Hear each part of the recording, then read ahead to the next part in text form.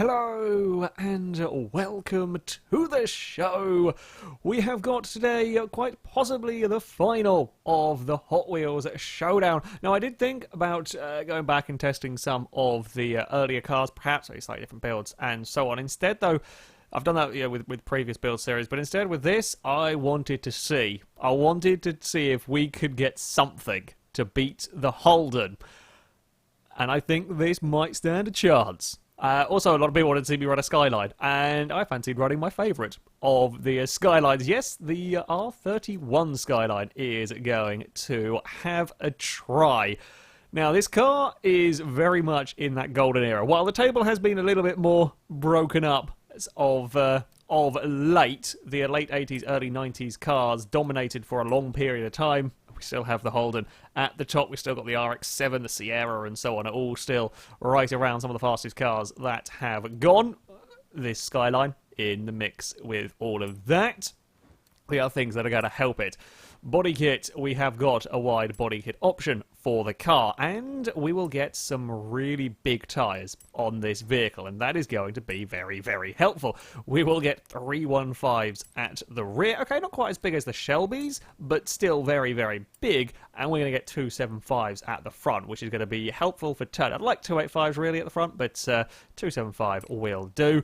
There's some big tyres on this car, and I'm hoping that the base chassis, if you like, is going to be better handling. Well, let's face it, that a 60s, 60s Shelby probably will be. See it on some race compound tyres will jump us up to a halfway through A-class. The concern with this vehicle is not about the handling. The concern is around the power. Can we... Ooh... With a wide body kit, we can actually put on a proper Forza adjustable downforce. That will also help the vehicle. Likewise, we will have the adjustable rear wing. I'm surprised we've got the amount... Okay, that's not really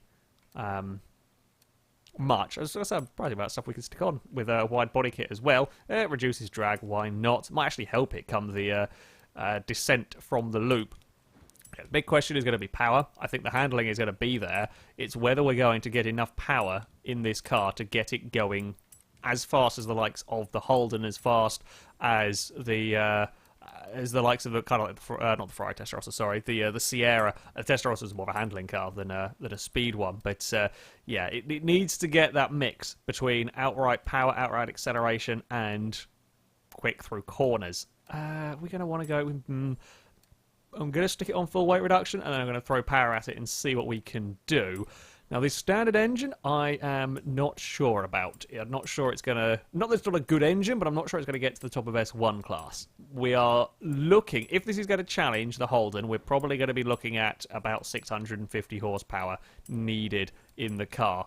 The PI...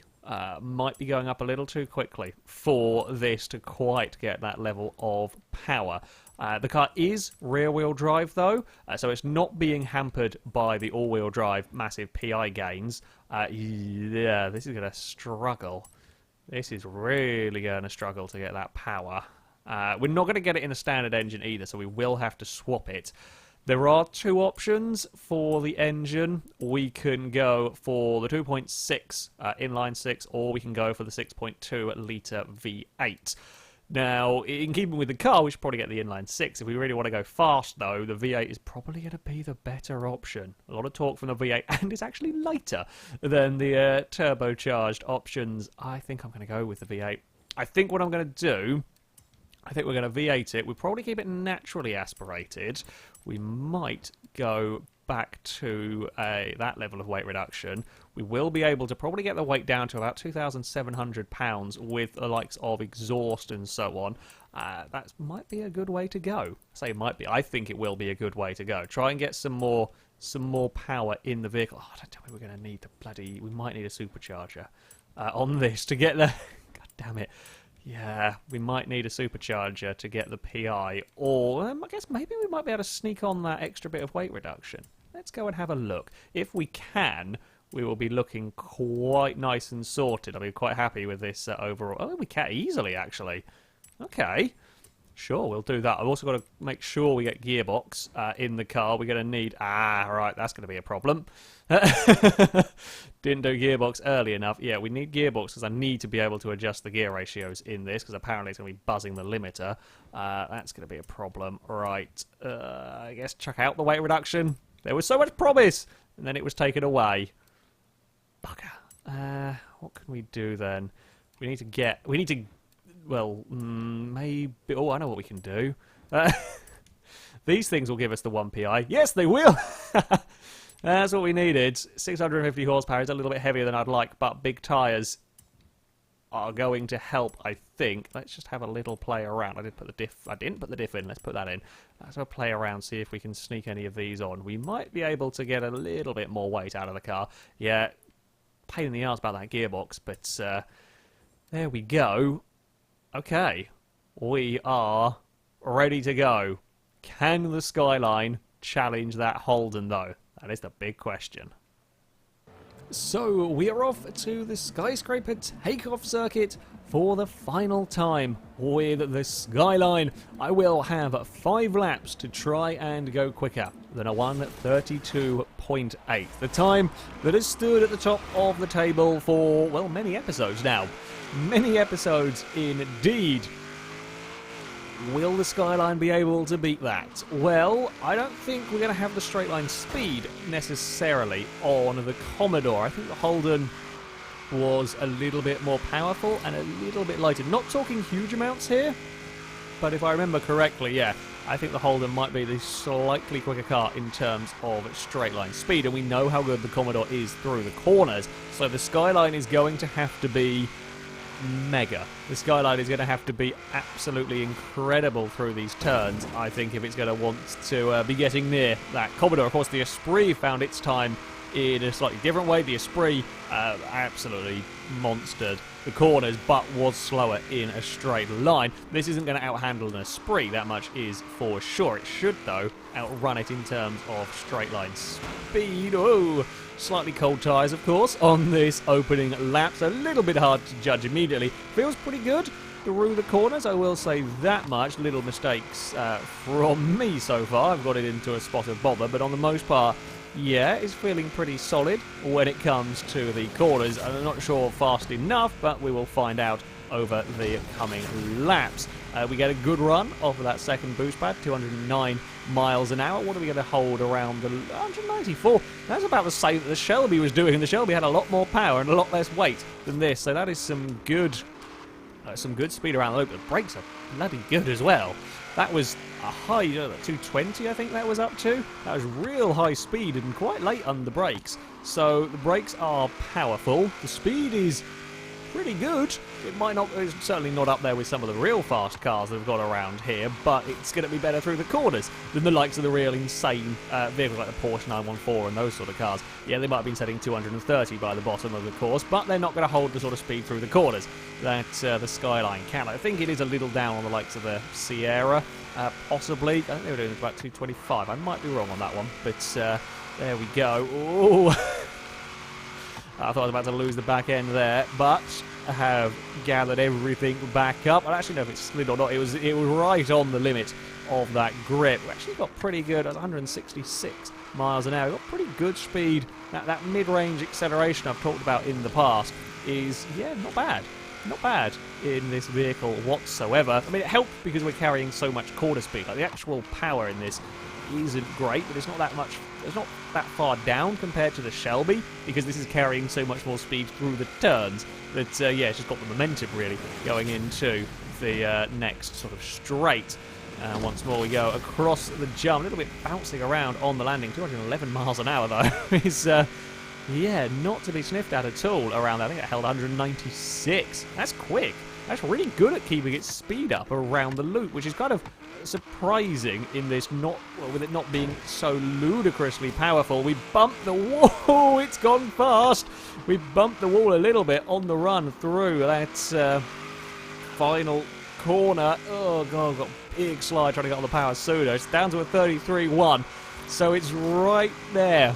It's right around the very top of the table. I've got some more laps to try and find speed. That lap was bloody good, though. Oh, this one's not.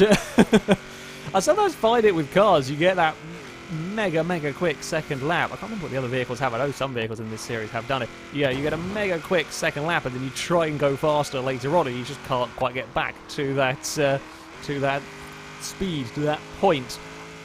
We need 0.3 of a second. I'm not sure where we're going to quite find it.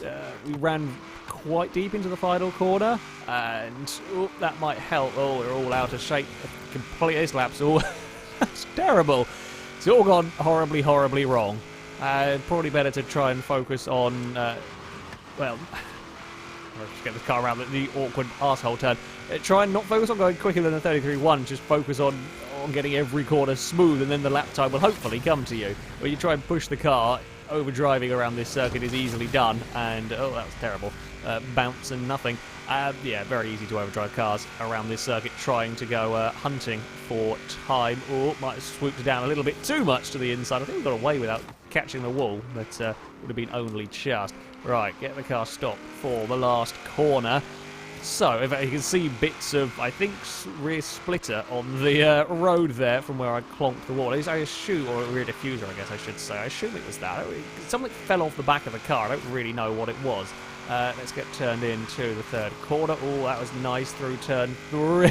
Smoking all of the tyres as we do, but maintained a good amount of speed through all of that. As we head up through turn 4.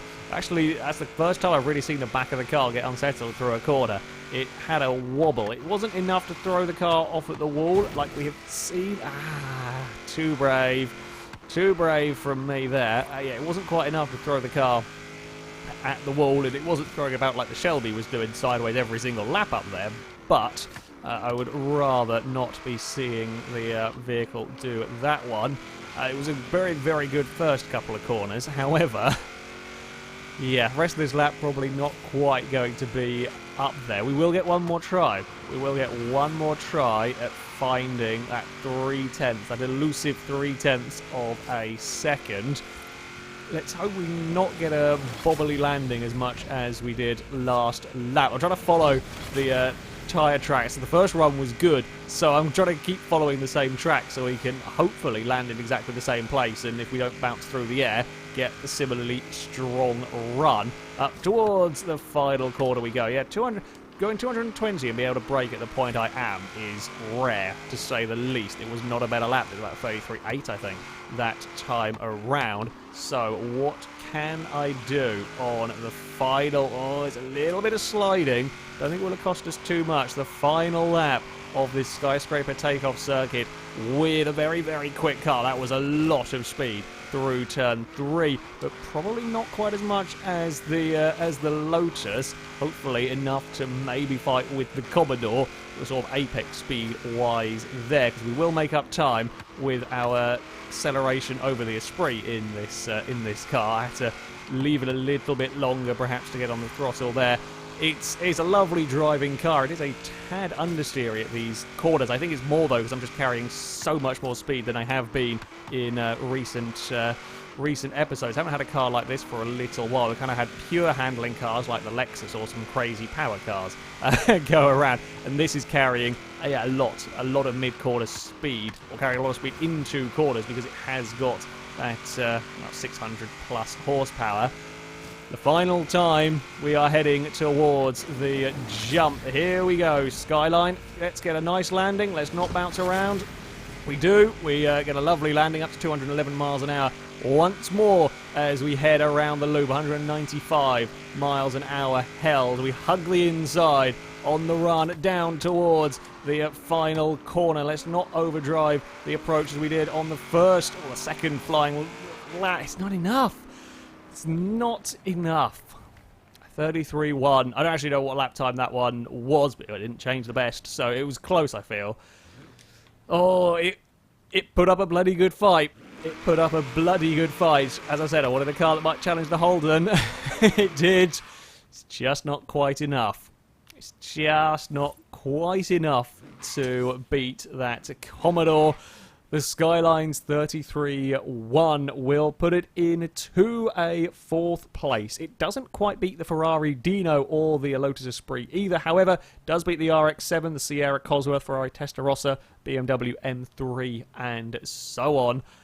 Yeah, a very, very good car. A very good car indeed around this circuit. Perhaps, I say perhaps not quite got the speed. It's very, very close to the Commodore, I think, overall. Just a little, over the course of the lap, it's 0.3 of a second down on the Holden. That was pretty much giving it everything on that final lap, and just couldn't make it go any faster. It's very, very close. It's very close between a lot of the top cars around this circuit. Yeah, it was a real good challenger. Give it perhaps 20-30 more horsepower, then yeah, if you've got to give it the same power and weight as the Commodore, it might just about be able to do it. But there we go. Yeah. Interesting challenger, that is for sure. And it has been a fascinating circuit for builds. Something that has relied on an amount of power, but not crazy overly powerful cars. They've had real issues themselves around here. So, yeah, throwing up some interesting results. I've thoroughly enjoyed racing around here. Throwing up an awful lot of ties for lap times as well, which is odd, but there we go. That is going to be it for this video. Thank you very much for watching, and until next time, goodbye.